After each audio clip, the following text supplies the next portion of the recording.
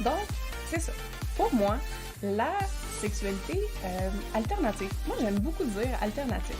C'est très très rare que j'utilise vraiment kinky ou conventionnel ou même le mot vanille.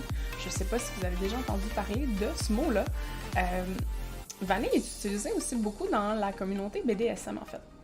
Est utilisé beaucoup dans la communauté BDSM pour définir les gens qui ne sont pas en fait adeptes ou pratiquant les différents aspects du BDSM. Donc on dit vanille en faisant référence un peu à la crème glacée vanille, qui est la crème glacée de base comme on dit. C'est la crème glacée que tout le monde aime, donc aimée par la majorité. Donc c'est un peu pour ça qu'on associe ce terme-là. Personnellement, je le trouve toujours un petit peu dangereusement péjoratif sous certains aspects parce que au final, ça reste mettre quelqu'un dans une boîte.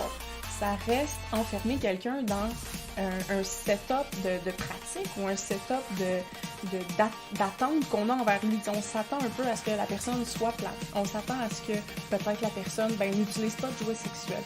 Donc, il y a comme un côté un peu restrictif. Ça empêche les personnes de pouvoir possiblement développer des intérêts parce que pour apprendre à développer des intérêts, un, il faut savoir qu'ils existent. Puis deux, il faut être ouvert justement à essayer quelque chose de différent. Puis quand on se fait dire, par exemple, « Ah, toi, t'es vanille », automatiquement, on part avec un pas de reculon. On a déjà un petit peu moins envie de s'intégrer.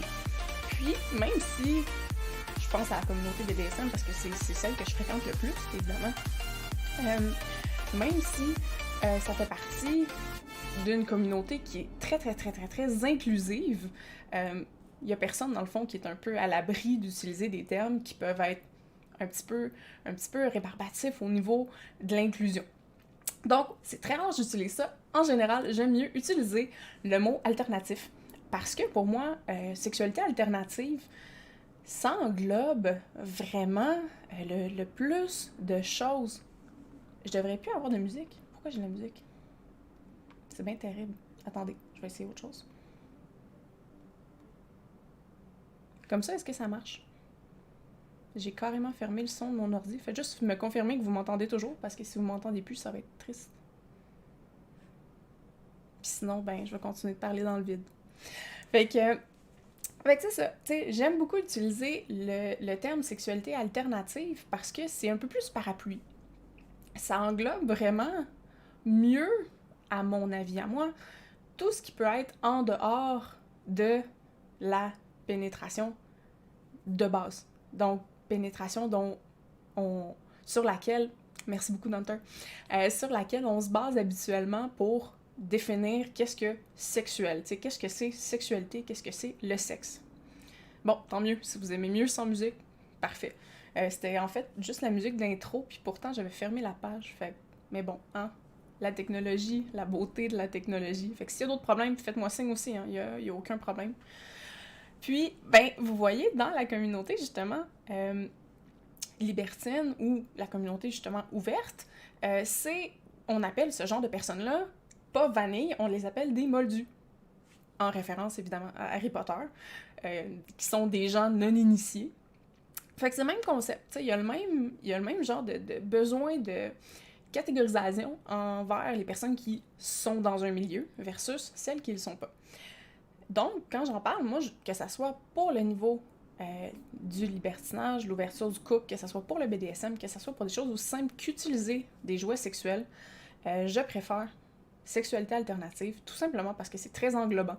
Il y a personne qui est mis de côté, il y a personne qui a... Tu sais, si ensuite on a envie de sous-catégoriser, c'est sûr qu'il y a des communautés différentes. Les communautés libertines, ouvertes, échangistes, n'auront pas les mêmes besoins, n'auront pas les mêmes envies que les communautés BDSM. Ça, c'est normal. Mais quand on est là à se demander est-ce que je me lance dans la curiosité? Parce que c'est un peu ça, en fait. Quand on arrive, puis on se dit, OK, j'ai eu ma sexualité d'une façon ABC depuis toute ma vie, j'ai besoin d'autre chose. J'ai envie d'autre chose. C'est là où on peut peut-être un peu pas savoir où se lancer, façon de parler. Parce que, il y a autant de communautés, il y a autant de façons de faire, il y a autant de choses à essayer qu'on peut imaginer, en fait. C'est un peu ça, la beauté, en même temps, de la sexualité. Puis, c'est là où ces termes-là peuvent nous aider à mieux comprendre, à mieux savoir dans quel genre de trucs on risque de s'embarquer si on côtoie des gens qui se définissent comme, par exemple, kink, ou qui se définissent comme BDSM, qui se définissent comme ouverts, qui se définissent name it, dans le fond, pratiquant de pratiques ABC, ben au moins on sait si on a des recherches à faire, on sait sur quoi les faire. Puis, si on a des gens à trouver avec qui on peut échanger, ben on peut plus facilement mettre un cadre sur le genre de discussion qu'on va avoir parce qu'on arrive un peu avec une préparation, si on veut. Le pourquoi, souvent, dans la communauté, on fait une différenciation entre kink et BDSM, un des plus gros aspects, c'est que dans l'entièreté de l'histoire du BDSM, le BDSM n'a pas toujours ressemblé à la même chose. Ce que c'est aujourd'hui, le BDSM, ce n'est pas ce que c'était quand ça a commencé. Ça a évolué, ça s'est ajusté au goût du jour, si on veut.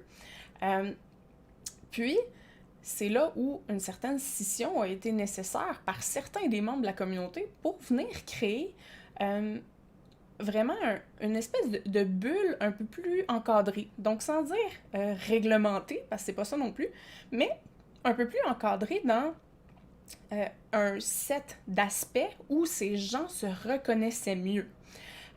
Puis souvent, cet aspect-là primaire, l'aspect primaire dans lequel les gens ne se reconnaissaient pas à travers l'évolution du BDSM, c'était souvent la pénétration, donc la sexualité génitale. C'est là-dedans qu'ils se sont dit, bon, ben pour nous, le BDSM, pour ceux qui ne savent pas, BDSM, c'est ce qui englobe le bondage, la discipline et la domination. Donc le D a deux définitions. La soumission et le sadisme. Donc le S aussi a 2 définitions. Puis finalement, le masochisme. Puis ça encore, c'est juste des très très très très grandes familles qui englobent un paquet d'autres sous-pratiques, sous-aspects, sous-fétiches. Il y a vraiment comme tout un monde là-dedans. Mais un aspect qui en ressortait pour ces gens-là, c'était que la sexualité n'était pas nécessaire pour atteindre ces pratiques-là, pour faire ces pratiques-là. Si on prend, par exemple, la première lettre, bondage, c'est une des pratiques les plus flagrantes où la sexualité est complètement dissociée de l'aspect de la pratique. Donc, en bondage, par exemple, super simplement, vous pouvez vous retrouver à avoir un partenaire avec lequel vous n'aurez jamais aucun contact sexuel, donc aucun contact génital. Et ça, même à travers la forme de satisfaction, la forme d'excitation qui peut résulter de la pratique du bondage. Donc, ce n'est pas complémentaire. Ces 2 aspects qui peuvent être vécus complètement séparément. À travers ça, c'est un peu là qu'a émergé le côté un peu plus kink. Pour les gens du BDSM, le côté kink venait donner la place à la sexualité génitale, dans le fond, dans certaines des pratiques BDSM qui existaient déjà. Encore là, ça reste des théories, en fait. C'est des mouvements. C'est des mouvements de société. Il n'y a personne qui a écrit dans le dictionnaire, kink, c'est ça, puis c'est juste ça, puis ça restera que ça. Il y a une redéfinition constante de ces termes-là, de qu'est-ce que ça représente, puis ça n'arrêtera pas aujourd'hui. Ça, c'est l'autre affaire super importante, tu sais. Ça n'arrêtera pas aujourd'hui, ces changements-là, ces évolutions-là. Mais, tu sais, moi, à mon simple avis, c'est vraiment que il y a des aspects de la sexualité génitale qui sont mieux acceptés, mieux appréhendés dans le kink que dans le BDSM. Un autre petit aspect, parfois aussi, qui va changer entre le BDSM puis le kink, c'est qu'il y a un aspect de l'échange de pouvoir. Donc, comme je vous disais, dans le DS, il y a domination et soumission. Puis ça représente, dans le fond, l'échange de pouvoir qui est possible entre 2 partenaires qui décident de s'engager dans une relation de ce genre-là. Évidemment, c'est pas des choses qui se font du jour au lendemain comme ça. On peut pas juste décider du jour au lendemain de dire, bon, ben, let's go, je deviens un dominant sans trop savoir par où commencer. Il y a quand même un apprentissage à faire là-dedans, il y a une recherche personnelle, il y a de l'introspection, énormément d'introspection à faire.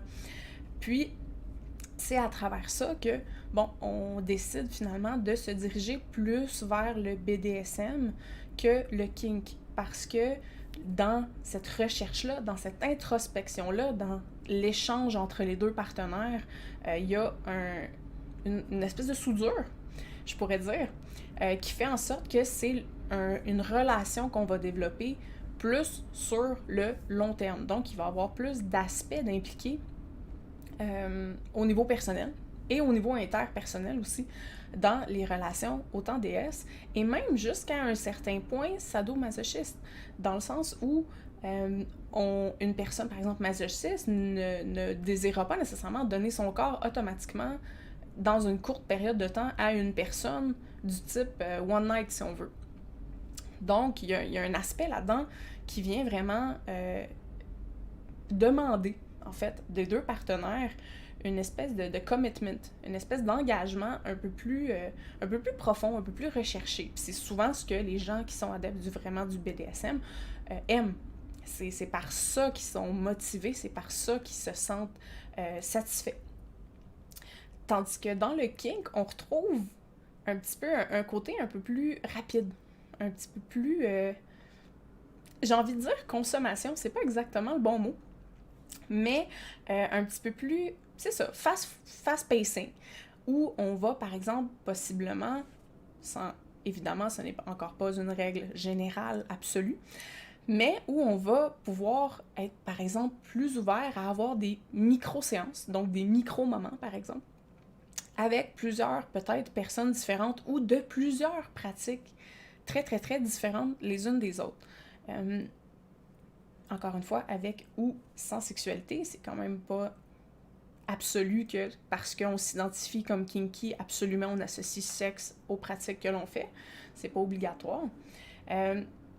Mais c'est ça, dans le kink, il y a un petit peu plus de légèreté peut-être à travers tout ça. C'est peut-être un peu ça, je pense, qui peut en ressortir le plus facilement. C'est quand même simple, c'est en même temps un petit peu complexe parce que, il y a quand même des choses à penser, il y a quand même des négociations à faire avant de s'engager dans tout ce qui est kink. C'est pas parce qu'on décide une soirée de faire quelque chose avec quelqu'un qu'on a rencontré pour la première fois que c'est pas nécessaire d'établir tout ce qui est safe word, d'établir ce qui va se passer, ce qui peut se passer, ce qui peut ne pas se passer, donc tout ce qui est les limites, tout ce qui est nécessaire à ce qu'on apprécie la scène. Les deux partenaires ont besoin d'échanger sur ces points-là, autant que sur leur santé mentale et physique. Ça ne disparaît pas. Mais pour les gens kinky, c'est l'action. Donc, c'est vraiment un peu plus la scène en tant que telle qui va les satisfaire, pas nécessairement la relation qui est établie avec le partenaire avec qui ils font la scène. Fait que ça, c'est un aspect c'est un petit peu plus mental, mais c'est des petites différences comme ça qui peuvent arriver. Si on pense maintenant, autant dans le libertinage, c'est la même chose. Justement, c'est le dernier exemple, c'est que le libertinage n'est pas différent dans son idée de base de ça. Si on décide de s'ouvrir à des partenaires multiples, il y a un paquet de choses qu'on doit négocier avec nous-mêmes, mais aussi avec les autres dans lesquels on s'engage en relation, que ce soit des relations éphémères ou plus à long terme. Il y a tout un aspect, un besoin, en fait, de définir ces aspects-là pour être sûr de dans quoi on s'embarque, incluant, dans le BDSM, on va appeler ça, il y a plusieurs philosophies, mais une des principales, des plus accessibles, c'est le SSC, qui définit le Safe, Sane and Consensual, donc sécuritaire, sain et consensuel. Puis, c'est quelque chose qu'on se rend pas toujours compte, comme par exemple, si on parle à des gens qui ne sont pas au courant nécessairement de l'aspect kinky, BDSM, de la sexualité, quand on leur parle, on se rend compte que dans la communauté libertine, il y a le même type de concept qui existe, il y a la même philosophie qui est là, elle porte peut-être pas le même nom, mais les gens sont un peu inconsciemment conscients de ça, tu sais. Sont conscients des besoins, justement, que les deux partenaires soient à l'aise, que les limites soient discutées quand même, qu'on parle ça va du port du condom au nombre de personnes avec qui, on désire échanger finalement au cours d'une soirée, au cours d'une relation, qu'est-ce qui est permis, qu'est-ce qui n'est pas permis, pour que tout le monde joue et vive de manière sécuritaire et aussi de manière consensuelle, donc dans le but de ne pas blesser les autres partenaires impliqués ou l'autre partenaire impliqué dans ce qu'on fait. C'est quand même tout ça le pourquoi je pense qu'on a des fois tendance à dire, qui est le point du live d'asseoir, que une fois qu'on a commencé, on investit tellement qu'on peut avoir l'impression de ne pas pouvoir retourner en arrière. Puis ça, ça peut être vrai. Il y a beaucoup de personnes qui vont vous dire « Ah, absolument, moi, je serais jamais capable de retourner en arrière. Je pourrais jamais revenir à une sexualité qui n'inclut pas pratique A, B, C, que ça soit...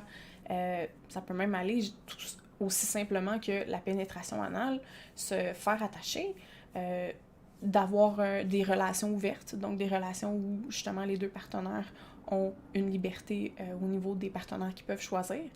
C'est vraiment des choses, quand ces choses-là viennent répondre à des besoins intérieurs, donc des besoins qu'on a, c'est sûr qu'on peut voir comment ça peut être difficile un jour de peut-être se dire un jour ça va être non, tu sais, un jour je pourrais pas faire ça. Mais en même temps, tu sais, moi je pense que il y a quand même toute une évolution qu'on fait personnellement à travers ces mondes-là. Pas juste au niveau relation avec les autres, mais aussi relation avec soi-même. Puis, même si on devient toujours quelqu'un d'autre, dans le sens où la personne qui a commencé le live, là, 20 minutes, n'est pas la même personne qui vous parle en ce moment. C'est toujours ça. Ça change toujours constamment. On change toujours constamment. Même si, par exemple, demain, je me rasais les cheveux, ça serait plus évident. J'aurais pas l'air, en plus, de la même personne. Mais, intérieurement, on a toujours cette avancée-là qui se fait aussi. Puis, pour le plaisir de la chose, si on veut, il y a un aspect qui est là, qui est important, qui revient à dire... Ça peut être des choses qui peuvent nous répondre à un besoin à un certain moment de notre vie, mais peut-être pas à d'autres. Même si certaines choses, on dit on pourrait pas s'en passer, le vous, le toi de dans 5 ans, dans 10 ans, dans 15 ans, c'est possible qu'il y ait encore besoin de toutes ces choses-là pour se sentir épanoui, pour se sentir heureux dans sa sexualité puis dans sa vie, mais c'est peut-être pas, peut-être plus. C'est quand même, moi, c'est comme je vous dis, ça reste une opinion. C'est vraiment une discussion d'opinion ce soir, t'sais. Fait que c'est pour ça que je veux avoir vos feedbacks. Pour vous, c'est quoi? Est-ce que oui, non, c'est possible de retourner en arrière? Est-ce que ça vous est déjà arrivé d'avoir des passes où vous vous êtes dit, j'ai fait ça pendant X temps, maintenant, ça répond plus à mon besoin du moment, donc je peux passer à autre chose, je peux essayer autre chose, puis finalement, jamais vraiment retourner vers la pratique A qui vous a intéressé au départ ou qui va vous lancer dans le monde. Je prends par exemple, quand j'ai commencé à m'intéresser à la communauté BDSM, je me pensais en fait du côté soumise du spectre, parce que dans ma sexualité, j'aimais bien que le partenaire mâle prenne le contrôle. Donc, prenne le contrôle sur le moment, prenne le contrôle sur la situation, sans vraiment savoir, sans vraiment avoir associé à ce moment-là, justement, qu'est-ce qui était vraiment BDSM, puis qu'est-ce que ça impliquait, mais il y avait quand même une tendance, comme on dit. Puis à travers cette tendance-là, tu sais, je m'étais dit, commençons par cet aspect-là. Commençons par explorer qu'est-ce que ça serait vraiment sous cette identité-là, sous cette étiquette-là que certaines personnes ont besoin de se donner pour se reconnaître. Puis finalement, à travers mon passage, à travers mes apprentissages aussi, je me suis rendu compte que finalement, ce n'était pas une partie qui me représentait tant que ça. Que oui, il y a des aspects qui me représentent et qui me représentent encore, mais pas autant que j'aurais pensé au départ. Puis c'est à travers ça que je trouve qu'on peut vraiment découvrir si un jour ou l'autre, tu sais, on pourrait arrêter d'être intéressé par ça, puis se donner le droit d'arrêter d'être intéressé par un aspect aussi. Parce que ça, c'est un autre truc qui est un petit peu plus rattaché au coaching habituellement, mais c'est un aspect qui est encore là. Le sens où, quand on rentre en relation avec une personne, parfois, on vient découvrir ce que cette personne-là aime, on vient découvrir ce qui allume cette personne-là, autant au niveau sexuel que dans la vie de tous les jours. On peut essayer des nouvelles choses, on peut découvrir à travers ça des aspects que l'on va garder, comme par exemple, quelqu'un qui te fait découvrir la bouffe indienne pour la première fois. Bon, ben certaines personnes vont continuer après ça, que la relation continue ou pas, vont prendre cet aspect-là, puis vont avoir découvert ça pour eux-mêmes, puis l'emmener avec eux, peut-être tout au long de leur vie, puis manger de l'Indien jusqu'à la fin de leur jour, puis qu'ils n'auraient peut-être jamais mangé si la personne qu'ils ont rencontrée quand il avait 35 ans lui aurait pas fait découvrir. Puis c'est là-dedans que c'est la même chose pour la sexualité. Il y a des choses qu'on amène, des gens qu'on rencontre dans notre vie à travers notre parcours sexuel. Il y a des choses qui peuvent nous apprendre, il y a des choses qui peuvent nous démystifier un peu, si on veut, autant sur nous-mêmes que sur certains des aspects. Quand tu commences à comprendre comment une personne vit une chose, ça prend beaucoup moins d'ampleur au niveau de la peur. C'est beaucoup moins épeurant. Puis c'est ça que je trouve le fun.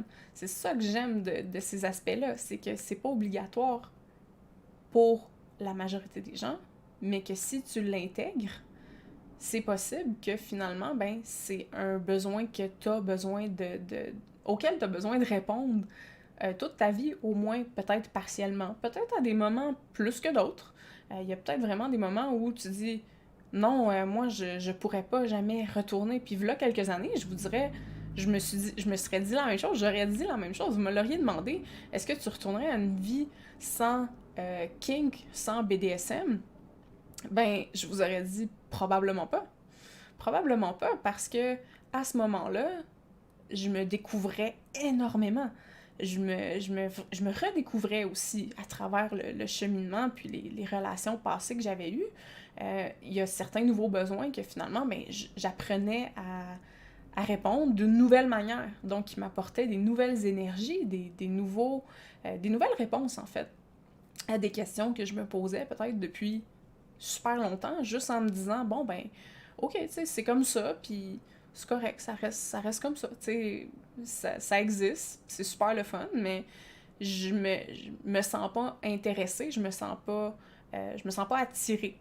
Parce que, tu sais, comme longtemps dans ma vie, j'ai été portée dans le côté alternatif de la mode. Donc, puis je parle de la mode vestimentaire, je fais encore partie, à moindre escient aujourd'hui, mais de la communauté alternative, donc gothique, punk, name it, tous ces gens-là qui ont déjà habituellement une vision assez différente, on associe souvent ces gens-là au BDSM, au fétichisme, au latex, parce qu'il y a une esthétique qui viennent souvent reprendre. Mais de là à penser qu'il faut absolument arriver pour dire « Ok, bon ben, c'est quelque chose qui va de pair », c'est pas vrai non plus. Moi, tu me le demandais à ce moment-là où, tu sais, mon esthétique visuelle était très, très, très penchée là-dessus. J'en ai porté du vinyle, j'en ai porté du cuir, mais tu me venais me demander, genre, est-ce que tu fais partie du BDSM ou t'es-tu une dominante ou t'es-tu... Puis j'étais comme, non, ça m'intéresse trop pas, j'ai trop pas besoin de ça dans ma vie. Puis c'était pas une question de peur, dans le sens où, tu sais, c'était pas genre, oh mon Dieu, tu sais, je pourrais jamais, genre, m'intégrer à ça, c'est épeurant. Je voyais l'intérêt. Tu sais, je restais capable, par exemple, de voir des scènes de BDSM puis d'apprécier ce que c'était sous une forme peut-être plus artistique, mais je m'y attachais pas, je m'y représentais pas, je m'y voyais pas. Puis c'était comme ça, puis c'était comme ça longtemps. Puis à un certain point, je me suis dit, ça c'est un des trucs que j'ai souvent, je me suis dit, je vais aller voir vraiment en profondeur. On va aller voir vraiment complètement, tu sais, qu'est-ce que c'est. Tu vois, j'ai Eric qui dit, moi j'ai besoin de provoquer. J'ai besoin de me prouver une liberté. C'est super, super bon comme concept. C'est des besoins profonds. En coaching, c'est comme ça que j'appelle ça, là. C'est les besoins profonds. C'est ce qui vient motiver toutes les choses qu'on fait par la suite. C'est ce qui vient amener, dans le fond, le résultat de nos actions. Donc, nos actions restent le résultat des besoins profonds. Donc, on va toujours agir en fonction de ces besoins profonds-là, toujours dans le but d'essayer de les assouvir, donc les satisfaire. Puis, nos actions vont être le reflet de ces cheminements-là, donc du cheminement vers la satisfaction du besoin. Donc, chaque action, c'est un peu plus une conséquence, parfois. On dit tout le temps, ah ben tu sais, les conséquences de nos actions, mais des fois, c'est l'action, en fait, qui est la conséquence des besoins qui nous habitent. Fait que pensez à ça. Les prochaines fois que vous voyez des actions chez les autres, puis des fois chez vous, qui vous font dire, ou des gens qui vous donnent des feedbacks, qui vous font dire, bon, ben, quand tu fais telle chose, allez chercher en arrière de ça, qu'est-ce qui me motive à dire certaines choses, qu'est-ce qui me motive à agir d'une certaine façon dans des situations précises. Ça peut être des fois aussi simple que le besoin de liberté, le besoin de provoquer, c'est aussi quelque chose qui est très, très, très humain.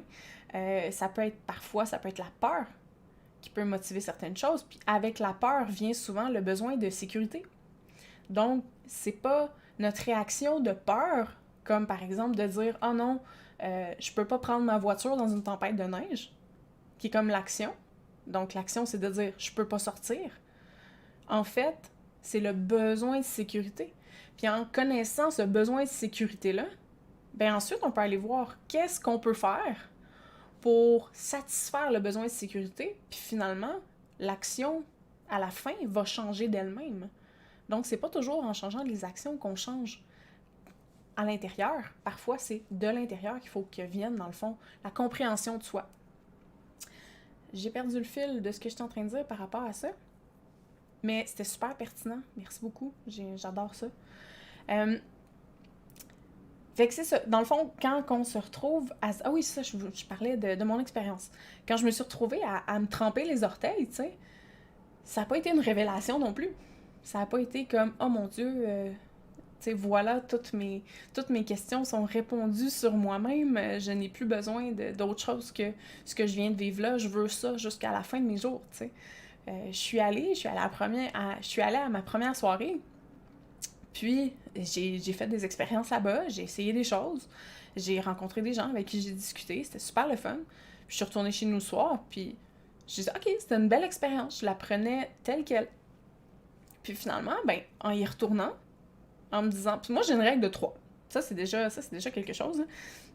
J'ai une règle de 3. Ça prend toujours trois expériences pour m'assurer que oui ou non, tu sais, de prendre une décision. Donc, pour m'assurer si oui ou non, cette pratique-là ou cette envie-là me représente ou ne me représente pas finalement, et possiblement peut-être même devient une limite.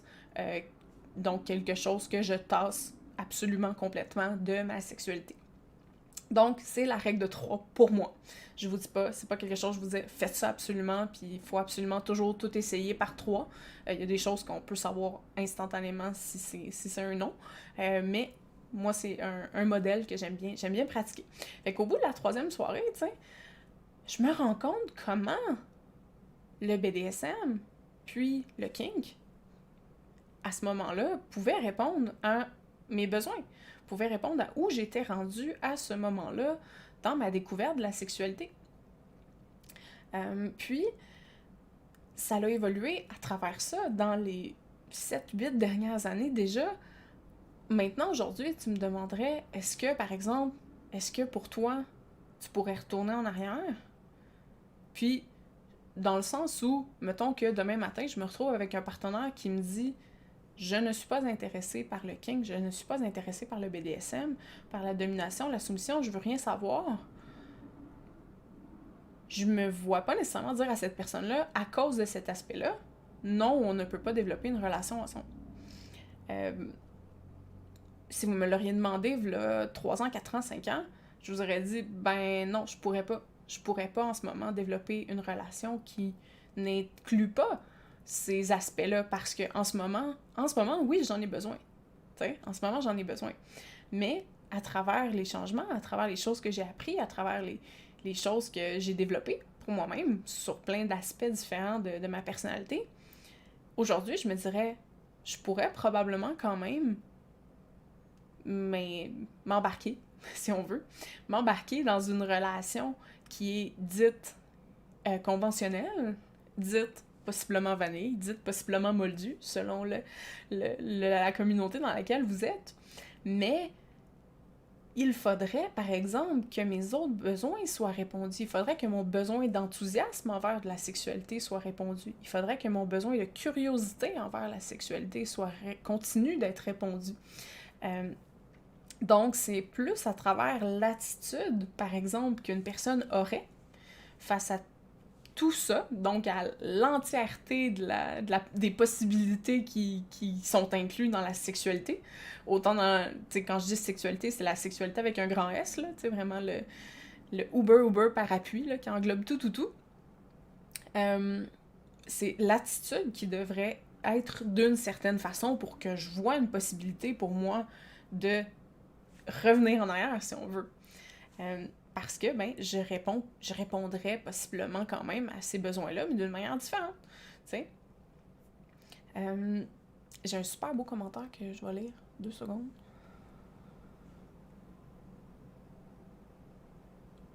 Ok, j'ai trouvé une de mes raisons. Il y en a plusieurs. Aller à la plage d'Oka, dans la section de nudistes. Ça vient libérer du cauchemar que je faisais à répétition quand j'étais jeune.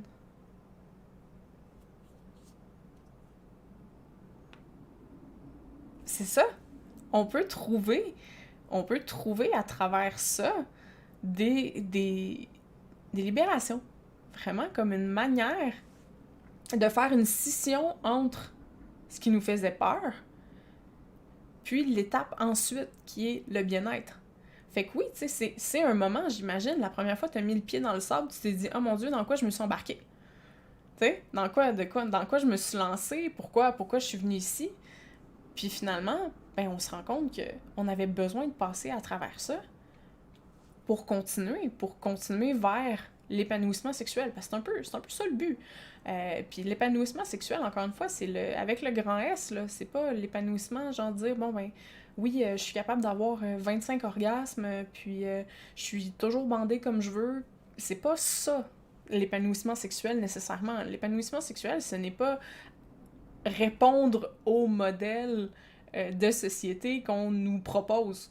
L'épanouissement sexuel, ça vient vraiment à travers soi-même, à travers la réponse aux besoins qu'on a à l'intérieur de nous. Puis c'est drôle parce que ça me fait... oui, c'est ça, et humain. C'est épanouissement sexuel et humain. Parce que la sphère sexuelle, elle flotte pas tout seul, tu sais. Elle flotte pas tout seul dans son coin. Elle fait partie intrinsèque de notre vie. Elle fait partie de toute notre vie. Puis à travers ça, c'est là où on devient vraiment moi, je dis un être sexuel complet parce que, pour moi, l'être sexuel représente vraiment l'entièreté de l'imagination, l'énergie créative, tout ce qui est justement de l'énergie de vivre puis de créer pour soi, mais aussi pour les autres, souvent. Donc, c'est pour ça que je vous dis que ça flotte pas tout seul, parce que parfois, on peut se retrouver à régler certains problèmes dans notre vie. Donc, par exemple, on dirait manque de confiance en soi, en général. C'est très, très, très général. Souvent, on va s'en rendre compte dans certains aspects de notre vie, mais pas tous. Mais une fois qu'on vient régler ces points-là, soudainement, la sphère du travail s'en porte mieux. La sphère relationnelle avec nos amis s'en porte mieux, puis on se dit, voyons, pourtant, j'aurais pas pensé, quand j'étais avec mes amis, je me sens bien dans ma peau, je me sens correct, je me sens acceptée par eux. Mais quand je suis au travail, j'ai toujours l'impression que mon travail est pas assez bon, mon travail est pas assez, haut niveau, si on veut. Ce qui fait en sorte que, finalement, j'apprends dans ma sexualité à laisser tomber les complexes, à laisser tomber tout ce qui fait partie justement de l'anorgasmie, ce genre de choses-là. J'apprends à gérer ça. Puis finalement, tout d'un coup, je me rends compte que oui, je suis une bonne personne au lit, même si j'ai pas 25 orgasmes. Oui, je suis une bonne personne au lit, même si mon partenaire ne jouit pas à toutes les fois. Puis là, on bâtit ça. Techniquement, on bâtit ça que dans notre sphère sexuelle en ce moment, tu sais. On améliore notre sphère sexuelle. Puis finalement, on se rend compte que, hey, tu sais, Chris, oui, je suis une bonne personne au travail aussi parce que le travail que je remets, c'est le mieux de moi, c'est le plus de moi que je peux offrir à mon employeur. Ce qui revient au même de dire, c'est le plus de moi, c'est le meilleur de moi-même que je peux offrir à mon partenaire. Donc, faut pas penser que toutes les choses sont interreliées, si on veut. Puis c'est pour ça que, à travers certains remplissages de besoins, quand on peut arriver à remplir certains besoins dans d'autres sphères de notre vie, ou à travers d'autres sphères de notre vie, on peut se rendre compte comment la sexualité aussi peut changer. Donc peut-être qu'à un certain point, le kink ne semblera plus autant important, ne semblera peut-être plus non plus autant nécessaire, parce que, à travers d'autres sphères, on est venu répondre aux mêmes besoins qui étaient en arrière de tout ça. J'aimerais savoir, il y a sûrement des gens qui sont en train de m'écouter en ce moment qui sont comme ça, qui sont du genre à se dire, justement, moi, je pourrais pas retourner en arrière. J'en aurais pas envie, puis ça ne répondrait pas non plus à qui je suis de revenir à une sexualité sans les pratiques que j'aime intégrer dans celle-ci au quotidien. J'aimerais ça entendre vos expériences là-dessus. Est-ce que ça vous est arrivé d'avoir cette réflexion-là? Puis qu'est-ce qui vous a amené finalement à un peu à choisir, d'une certaine mesure, à dire, non, ça fait pas partie, Inversement aussi, les gens qui sont retournés en arrière, pourquoi? Un peu, qu'est-ce qui vous a amené à dire, OK, moi, à un certain point, oui, je suis retournée en arrière, puis c'était quoi en arrière de ça? Qu'est-ce qui était différent, en fait? Pour moi, par exemple, dernièrement, j'ai remarqué que la sexualité commençait à se détacher de mon kink. Ça commençait à se détacher de mon BDSM aussi. Puis comme je vous dis, moi, personnellement, je me catégorise pas vraiment. À la base, j'aime dire que je suis une personne sexuelle. Donc, je laisse vraiment le range très, très, très, très, très ouvert, les angles très, très, très ouverts. Je préfère ça comme ça. Puis, c'est là où je me suis rendu compte du pourquoi je commençais à détacher ces deux aspects-là. Je me suis rendu compte qu'à un certain point dans ma vie, puis ça c'est au fil de réflexion, là, c'est pas du jour au lendemain évidemment, là, mais au fil de ma vie, j'ai eu des moments dans ma vie où le sexe servait en fait à répondre à un besoin d'acceptation. C'était une manière de s'intégrer, c'était une manière de se définir. Donc, en étant une personne très, très, très sexuelle, du type très sexuellement active, sexuellement ouverte, toujours en train toujours à la recherche, dans le fond, de validation à travers ça. Puis à travers la vie, à travers les changements, il vient le moment où je me suis retrouvée dans une relation qui me donnait tous les aspects nécessaires à ma validation intérieure, donc à la validation de l'être humain que j'étais, sans avoir à passer par la sexualité. Donc, ce n'était pas... Je vous donne un exemple très vaste, là, qui ne fait pas nécessairement partie exactement de ma situation, mais, par exemple, ce n'est plus à travers être bien habillée que je me faisais dire que j'étais belle. Ce n'était plus à travers mes performances sexuelles que je me faisais donner l'attention dont j'avais besoin, que je me faisais donner l'amour dont j'avais besoin. Donc, il y a tranquillement une espèce de scission qui s'est faite entre les deux. Parce qu'au début, mon BDSM, que ce soit dans la domination, la soumission surtout, euh, donc, c'est ça, dans la domination-soumission, il y avait vraiment un aspect qui restait très sexuel. Puis à travers ça, récemment, en plus, j'ai eu la réflexion, ça m'a flashé un peu. Je me suis dit, comme les films de porn. Tu sais, les scènes de films de pornographie. Puis en plus, j'en écoute pas. Bizarrement, j'écoute pas de pornographie BDSM. Ça m'intéresse pas vraiment. Mais pour en avoir vu quand même un peu, veux pas, je me rendais compte que mes scènes personnelles, donc mes scènes à moi, me faisaient rappeler, quand je m'en souvenais, me faisait rendre compte que ça ressemblait à des scènes de porn. Donc il y avait beaucoup de sexualité d'intégrer, il y avait beaucoup de moments de génitalité, donc l'implication justement par exemple du face-sitting ou des fellations forcées, ce genre de choses-là. Parce que je suis quand même des deux côtés du spectre, là. Je vous l'ai peut-être pas dit, ça peut faire drôle des fois quand je parle, là, mais je suis une switch, donc mon spectre va de la domination à la soumission et tout ce qui se trouve entre les deux, donc à différents pourcentages, dépendamment de comment je me sens. Ça va peut-être vous éclairer un peu pour la suite. Donc c'est ça, tu sais, il y avait tous ces côtés génitales-là qui étaient très impliqués, puis de plus en plus, ben, je me rends compte que, comme ma sphère de validation sexuelle est mieux remplie, si on veut. Dans mon BDSM, je commence à préférer me concentrer sur des aspects plus mentaux, des aspects plus sadomasochistes, sans nécessairement qu'il y ait une implication là-dedans de sexualité. Puis, veux pas, pour le partenaire avec qui je partage ma vie en ce moment, mais ça l'a fait drôle à certains points. Il a fallu qu'on se réajuste là-dedans. C'est pas quelque chose, tu sais, qui... Ça donne un peu des fois l'impression que la personne avec qui on est depuis tant d'années n'est soudainement plus la même, tu sais. Parce que, ben, oui, on évolue tout le temps, puis c'est là-dessus qu'il faut se concentrer, évoluer, tu sais, évoluer pour soi. Si on stagne, on se retrouve un petit peu à s'empêcher de découvrir l'entièreté de la personne qu'on est vraiment.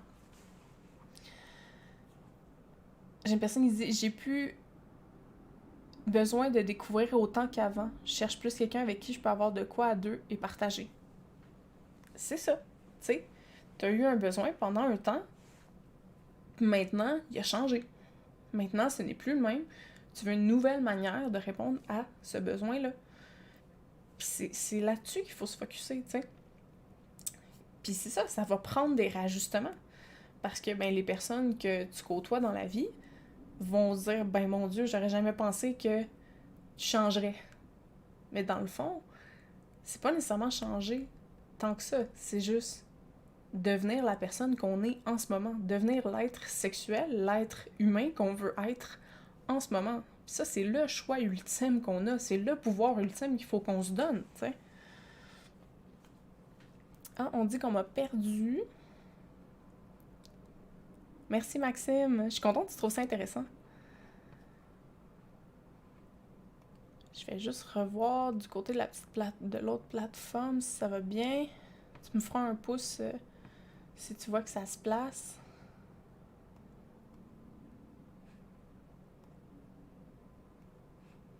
Tout a l'air de fonctionner de mon côté.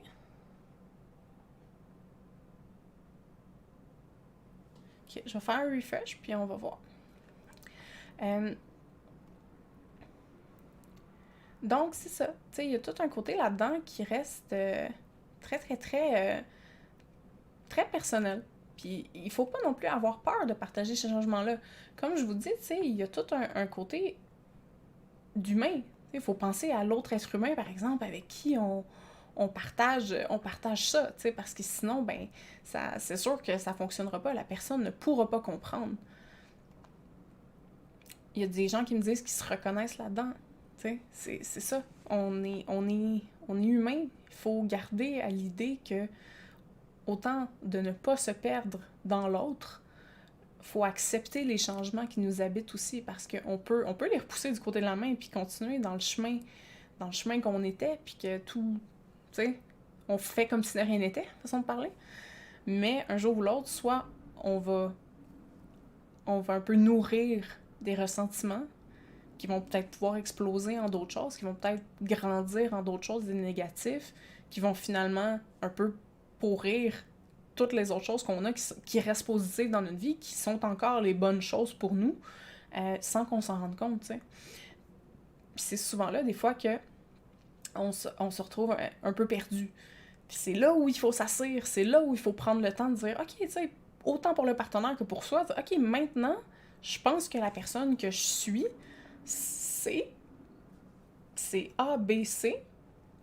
Ce n'est plus autant D que ce que je voudrais ou que ce que tu es habitué, mais ça n'empêche pas que j'ai encore envie, par exemple, de partager avec toi A, B, C. Peut-être que D n'est plus autant plaisant, mais peut-être qu'on peut essayer E maintenant que peut-être avant c'était pas le cas, peut-être avant j'en avais moins envie, ou peut-être que je savais pas que ça existait. C'est des choses à travers lesquelles il faut passer. Mais pour passer à travers, faut s'asseoir. Faut s'asseoir pour nous-mêmes, découvrir pour nous-mêmes qu'est-ce qu'il y en est. Puis après ça, faire un espèce de bilan.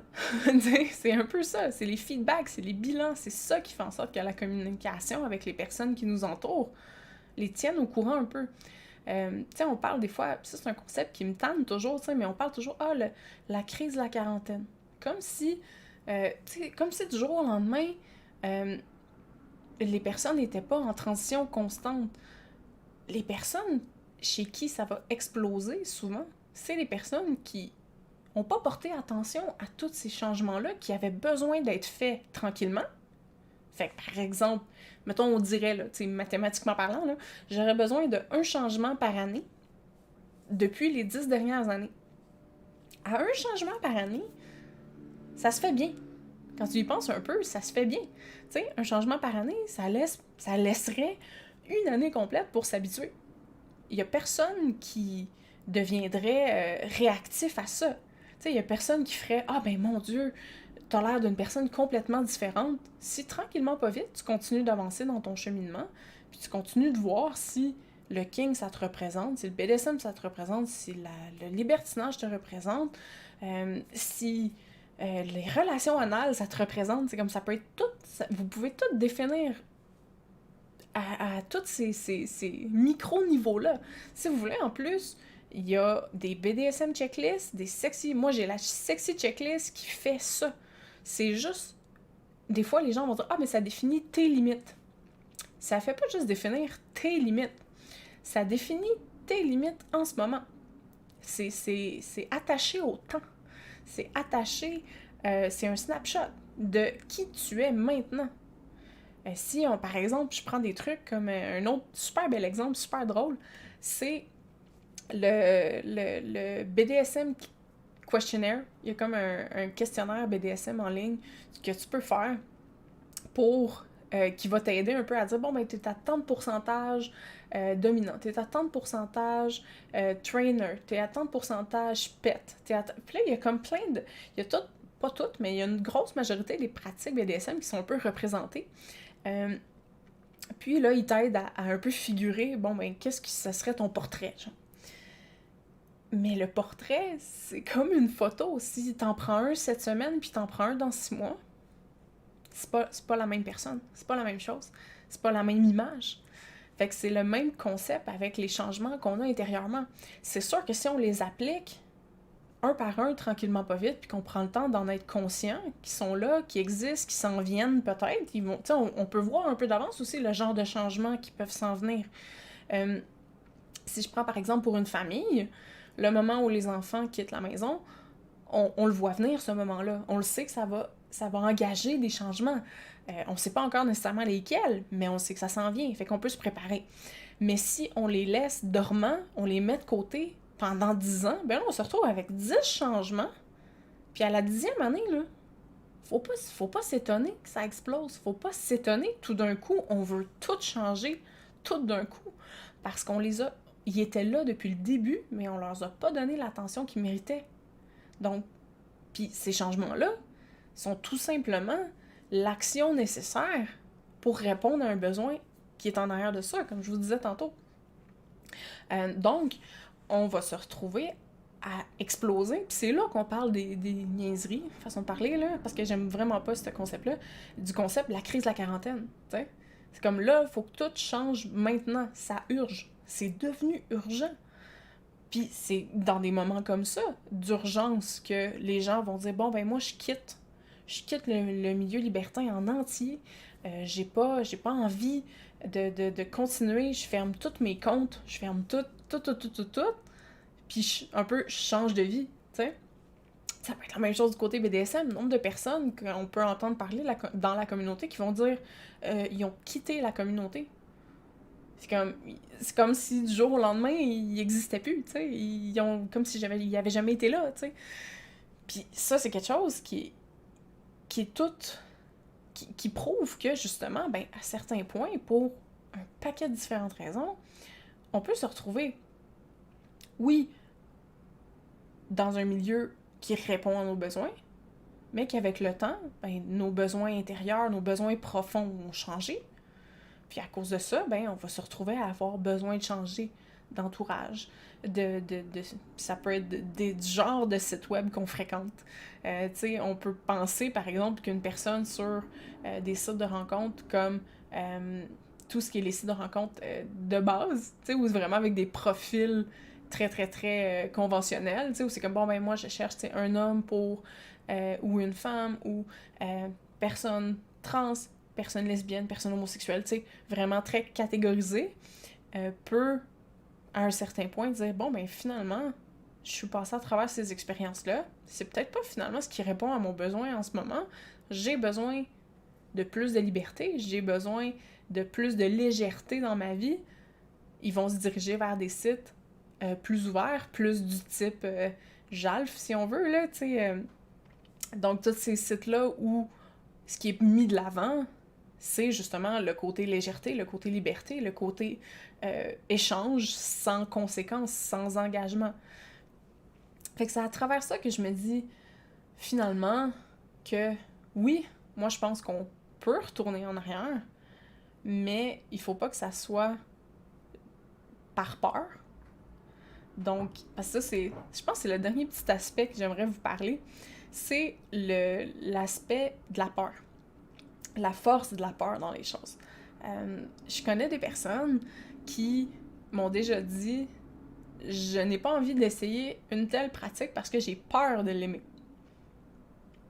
Avoir peur d'aimer une pratique. Donc, j'ai peur d'essayer, par exemple, l'urophilie parce que j'ai peur d'aimer ça, puis après ça, d'être pris à devoir intégrer ça tout le temps dans mes activités, dans ma sexualité,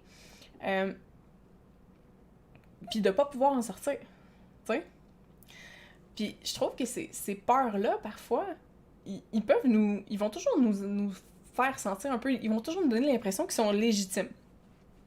Parce qu'on se dit, bon, ben, tu sais, c'est une limite, tu sais, c'est correct, tu sais, j'ai pas envie de ça, mais si on y va avec un sentiment de peur, ce qu'on fait, en fait, c'est tout simplement d'empêcher peut-être un besoin d'être répondu, puis encore une fois, ce besoin-là va peut-être être tout simplement un besoin de curiosité. Si c'est un besoin de curiosité, une fois que la curiosité va être assouvie, ça va se tasser de soi-même. Ça restera pas partie intégrante parce que le vrai besoin profond qui a été répondu, c'est la curiosité. S'il y a un besoin, par exemple, c'est un petit peu plus adapté aux personnes adeptes des pratiques un peu plus limites, mais si on parle d'un besoin d'humiliation, puis encore là, on n'est même pas rendu au profond de l'humiliation. En arrière du besoin d'humiliation, il y a souvent d'autres besoins encore plus profonds qui sont là. Souvent, ça va être parfois, des fois, tout simplement un besoin d'être remis dans l'ordre du monde. Donc, de reconnaître sa place dans le monde, de définir sa place dans le monde. L'humiliation peut être motivée par un besoin de lâcher prise. Donc, d'absolue servitude, d'absolue acceptation, dans le fond, des dégradations. Puis à travers l'acceptation des dégradations, ben, on lâche prise de tout. T'sais, on devient l'extension, souvent, d'une personne dominante ou top. dépendamment de la situation. Fait que, tu sais, on peut toujours aller creuser une étape en arrière. Mais ça, il y a personne qui peut le dire pour vous, il y a personne qui peut vous le dire, ok, c'est sûr que c'est ça, t'sais, ou c'est sûr que tu fais ça pour telle raison. Il y a juste des pistes. Puis c'est un peu ça que je fais dans mon travail, tu sais. Tout ce que je fais, c'est donner des pistes. C'est comme, ok, mais tu sais, t'as-tu pensé à tel aspect? T'as-tu fait telle réflexion, telle recherche? Peut-être oui, peut-être non, ça dépend tout le temps, tu sais. Fait que c'est ça. C'est là où il faut pas écouter la peur à travers ces besoins-là, à travers ces moments-là, parce que si on arrête par peur d'aller trop loin, on va tomber à l'inverse souvent dans le regret. Donc on va regretter de ne pas avoir essayé, rendu 5-10 ans plus tard peut-être, qui sait. Puis là souvent, c'est là qu'on va avoir accumulé les changements dont je vous parlais. Puis dans 5-10 ans, parce qu'on n'a pas essayé la chose qu'on aurait dû essayer pour soi-même v'là 5-10 ans, ben là on explose, puis là soudainement, ben tout va exploser autour de nous. Fait que c'est ça. En gros, écoutez-vous. Écoutez-vous.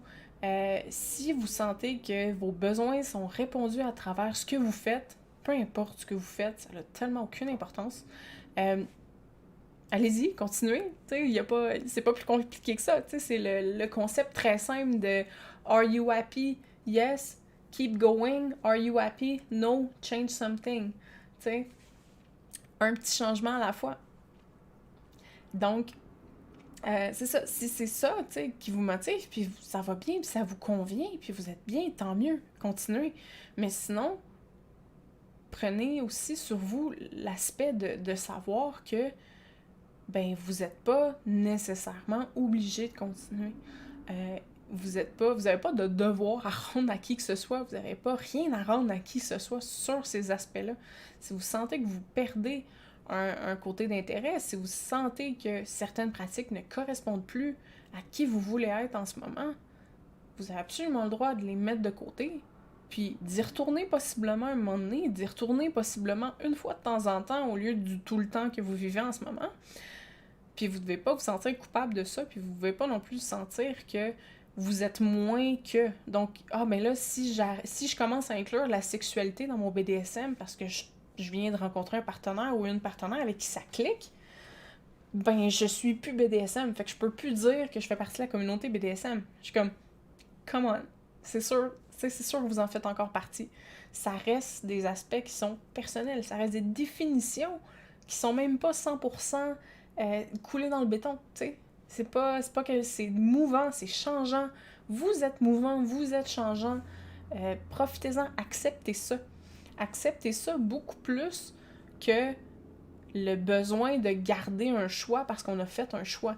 On dit souvent, il y a juste les fous qui changent pas d'idée, là. C'est un peu ça. C'est que ça serait folie de s'embourber ou de se sculpter dans la pierre des choix qu'on a fait pour nous, pour tout le restant de notre vie, puis de penser que ces choix-là vont représenter notre personne à tous les moments de la vie jusqu'à la fin de notre vie. Puis même si c'est quelque chose qui est épeurant, je vais vous le confier, c'est sûr que c'est épeurant. Il y a quand même, vous allez en retirer beaucoup plus à faire ces changements-là, tranquillement pas vite, qu'à les accumuler, puis à vous détruire tranquillement avec eux, avec des besoins non satisfaits, avec des aspects non satisfaits, puis autant détruire vous que possiblement détruire ce qu'il y a autour de vous, qui, en ce moment, continue de vous satisfaire, mais que le jour où ça va exploser, vous pourrez plus distinguer qu'est-ce qui est vraiment le vrai problème de qu'est-ce qui est juste la gigantesque émotion d'insatisfaction qui vous habite tout d'un coup. Fait que je vais vous souhaiter une belle soirée. Merci beaucoup tout le monde d'avoir été là. Ça a été le fun. J'espère que si ça vous a aidé, tant mieux. Si vous avez d'autres questions, n'hésitez jamais à m'envoyer un message. Je suis toujours disponible quand même pour continuer les discussions, autant aussi dans les commentaires. Ça fait super bien la job aussi. Fait que je sais pas c'est quand. Le prochain live, c'est mardi prochain. C'est un peu spécial, on parle de consentement. J'ai trouvé une image dernièrement sur le consentement qui m'a fait super gros sourciller. Ça définissait le consentement par les types de communauté. Donc, l'image proposait que le consentement était différent selon les types de relations, donc le type de relation avec une personne, et aussi selon la communauté dans laquelle la personne pouvait faire partie. Fait que je vais avoir pour l'occasion avec moi Ali Valérie, qui est une pro du consentement. Donc, manquez pas ça, on va avoir une discussion. Encore une fois, c'est une discussion. Fait que venez participer, puis venez vous amuser avec nous autres. On va en jaser. Ça se peut que ça se peut que ça soit un peu intense, parce que le consentement, c'est toujours un sujet très encore polémique. Mais je pense que là-dedans, on peut juste s'arranger pour grandir un peu plus, puis avoir une meilleure compréhension de qu'est-ce que c'est le consentement, puis qu'est-ce que ça devrait être pour être vraiment 100% le concept, le besoin, le concept de société qui a besoin d'être pour nous faire avancer en tant qu'être humain. Fait que je vous souhaite une belle soirée, puis je vous dis à mardi!